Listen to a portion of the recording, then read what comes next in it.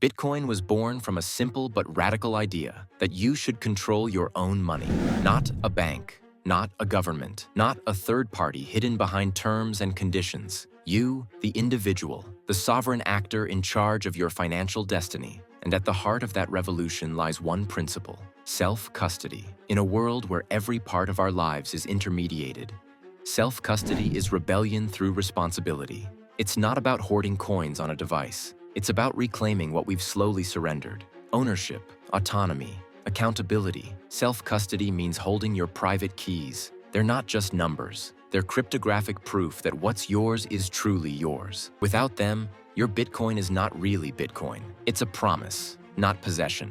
And Bitcoin was never about promises. It was about proof. The illusion of ownership. When you deposit money in a bank, what do you really own?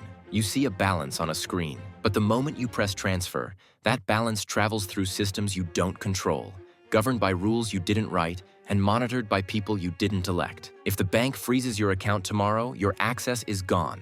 Not because the money disappeared, but because the permission did. That's fiat money. It isn't yours. It's leased until it's not. Bitcoin changed that dynamic. It replaced permission with sovereignty, but only if you hold your keys. Keep your Bitcoin on an exchange, and you've rebuilt the same dependency the system was meant to destroy. Self-custody is the bridge back to the original vision, a world where you are your own bank. Freedom isn't free, it's maintained. Let's be honest, self-custody isn't convenient. It requires care, discipline, and awareness. But freedom always has the ability to transact, save, and protect your wealth without anyone's approval. That's the reward, and it's a responsibility worth the effort, because the alternative has failed us time and again. When Cyprus seized bank deposits in 2013, when Canadian protesters saw their accounts frozen for dissent, when the FTX exchange collapsed overnight, vaporizing billions in user funds, each event carried the same message: if you don't hold your keys, you don't own your coins. Bitcoin gives you the choice, but choice demands responsibility. The anatomy of control. Fiat systems depend on intermediaries. Your insured savings, your protected transactions, all depend on a trusted third party. But who audits the insurer? Who controls the controller? In 2008, millions learned what happens when trust collapses. That was the moment Bitcoin was conceived, a cure for systemic dependency. And yet today, many still hand back that control for convenience, leaving coins on exchanges or digital apps that promise security. That isn't sovereignty. That's outsourcing. And outsourcing always comes with a price. The philosophy of responsibility. Think of self-custody like your health. No one can exercise for you, eat clean for you, or live inside your body. You can hire help, a trainer, a doctor, a guide, but in the end, the responsibility is yours. Money works the same way. You can use wallets, tools, and hardware devices, but only you can protect your wealth. That's what self-custody represents. Personal responsibility expressed through cryptography. Your keys are your immune system, defending you from inflation, censorship, and collapse. Fiat systems are antibiotics. They work until they fail, leaving dependence behind. Self-custody builds immunity, resilient, adaptive, self-sustaining. When you hold your own Bitcoin, you're not just storing value. You're cultivating financial health that can't be confiscated, corrupted, or inflated away. It's not just security. It's sovereignty made tangible. Fear and freedom. People fear self-custody. What if I lose my keys? What if my wallet gets hacked? Those fears are valid and valuable, because fear means you understand the weight of ownership. Self-custody doesn't remove risk. It reclaims it. It moves risk from the institution to the individual. And with that risk comes the one thing banks can never offer: power. How to begin?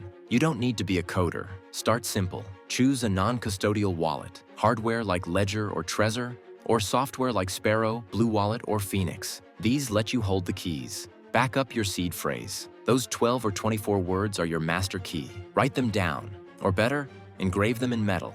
Keep them offline and private. Never share your seed phrase. No one legitimate will ever ask for it. If they do, it's a scam. Test your backup. Send a small amount, restore your wallet, confirm your recovery works. It's simple, but it's sovereignty. The meaning beneath the math. Bitcoin doesn't just store value, it stores intent. The intent to be free from centralized control, to choose sovereignty over dependence. Self-custody ensures that intent survives, even when exchanges collapse, banks fail, or governments censor. It's more than a technical act. It's a philosophical declaration. I don't need permission to exist financially. It's a direct, unbroken link between you and your value. Unmediated, unfiltered, unstoppable. Because ownership isn't about possession, it's about agency. And self-custody transforms that agency into action. Proof that freedom once held can never be taken back. The ancient principle. As complex as Bitcoin's code may seem, the philosophy behind it is ancient. It's the same truth that guided farmers who tended their own soil, artisans who forged their own tools, and pioneers who carried their freedom across new frontiers. True ownership cannot be outsourced, borrowed, or delegated. It must be claimed through effort, discipline, and understanding. Self-custody isn't innovation, it's restoration. A return to personal responsibility in a world that's forgotten what that means. It's the rediscovery of an old virtue in a digital age, that freedom is not granted by systems, but earned through self-reliance. The coming divide, control versus sovereignty. Now, as the financial world evolves, a new divide is forming. On one side, CBDCs, central bank digital currencies, government-issued digital money that promises convenience but comes with control, programmable, traceable, and censorable. With CBDCs, every transaction could be monitored, limited, or reversed at the push of a button. That's not financial innovation. That's digital obedience. On the other side, Bitcoin. Unstoppable, permissionless, decentralized, money that cannot discriminate, expire, or be programmed against you. And between them sit the corporate intermediaries, fintech custodians like PayPal, Venmo, Apple Pay, and exchanges that promise safety while holding your keys for you. They make transactions easy, but at the cost of independence. They blur the line between convenience and captivity. The future of money is being written right now, and it's a choice between control and sovereignty, between comfort and freedom. Freedom is worth the effort. So when someone asks, why bother? Isn't it safer on an exchange? You can smile and say, because freedom is worth the effort. Because when you hold your own keys, you're holding more than Bitcoin. You're holding proof that ownership still matters in a world that's forgotten what that means. Bitcoin gave us the technology. Self-custody gives it purpose. And when you finally hold your own keys, you'll realize something quietly profound. That peace of mind doesn't come from a bank balance. It comes from the knowledge that your wealth, your freedom, and your future are finally, truly yours.